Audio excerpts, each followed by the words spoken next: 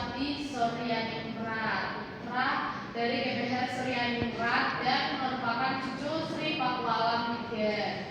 Dari genealoginya Ki Hajar Dewantara adalah keluarga bangsawan Pakualam.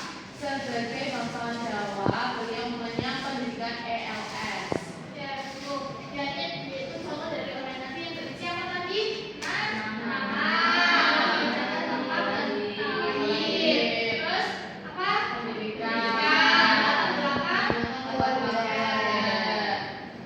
Dan yang sumber yang kedua yaitu ada peristiwa penting.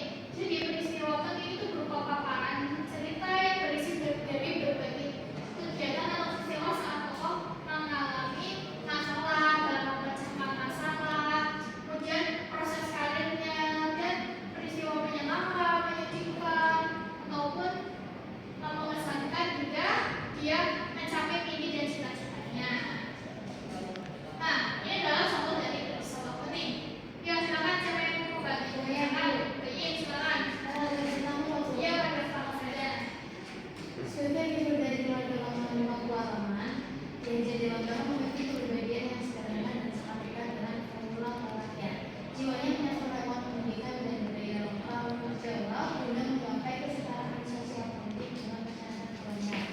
Kekuatan inilah yang menjadi dasar Ki Hajar Dewantara dalam memperjuangkan persatuan dan kesamaan lewat nasionalisme kultural sampai dengan nasionalisme politik. Ya, terima kasih Mbak Jin. Jadi di sini yaitu berisi apa tadi? Peristiwa Peristiwa penting.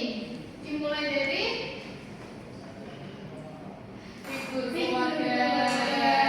Terus kesan-kesan kalian berbeda sekali. Dan yang terakhir ada reorientasi. Reorientasi yaitu berupa bagian tertentu atau simpulan. Nah, bagian reorientasi itu berisi pandangan, ulasan atau pemikiran penulis. Jadi bukan dari biografi yang ditulis, tapi dari penulisnya.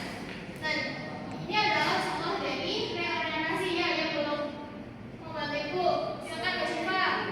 Ki Hajar Dewantara mendapat gelar doktor honoris causa dari Universitas Gadjah Mada pada tahun 1999. Pemerintah RI mengangkat Ki Hajar Dewantara sebagai pahlawan nasional.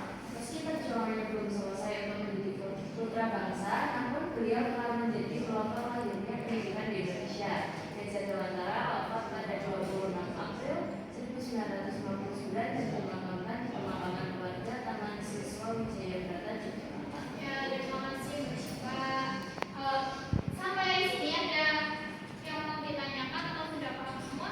Cukup. Paham, berarti kalian sudah paham ya. Nah, selanjutnya yaitu ada tugas individu untuk mengecek pemahaman kalian sejauh mana kalian paham mengenai struktur dari teks biografi. Jadi nanti kalian pilih amplop ini, kemudian di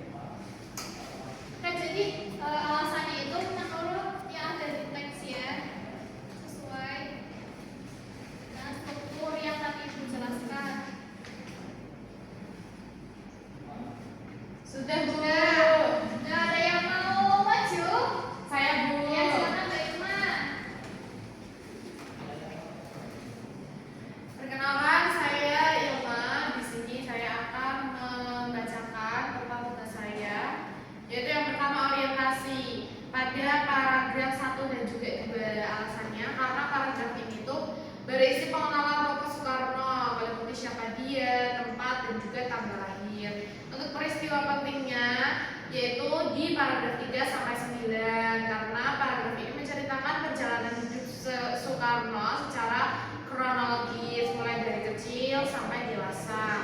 Untuk reorientasinya itu paragraf 10 karena berisi penutup yang menegaskan kembali makna dan juga keteladanan Soekarno bagi masyarakat Indonesia. Sudah Bu. Ya, terima kasih Mbak Ilma. Itu dulu ya. Oke, silakan bisa duduk Mbak Ilma. Baik Bu, terima kasih. Oke, jadi dari pengerjaan teman-teman di sini kalian sudah mampu menganalisis struktur teks biografi dari latihan yang Ibu berikan. Pertahankan keterampilan kalian dalam menganalisis teks ya. Ada yang bertanyakan tentang KPD-nya? Ya, Sudah, Bu. Karena Mbak Ilma sudah berani masih beri Makasih Bu. Jadi untuk teks biografi ada apa aja tadi? Ada Orientasi, peristiwa penting dan juga Orientasi. kalian ingat-ingat dan kalian pahami ya. Baik Bu. Oke, mungkin itu saja yang dapat Ibu sampaikan pada hari ini. Untuk menutup pembelajaran, kita berdoa terlebih dahulu. Silakan dipimpin Mbak Ilma. Jaga doa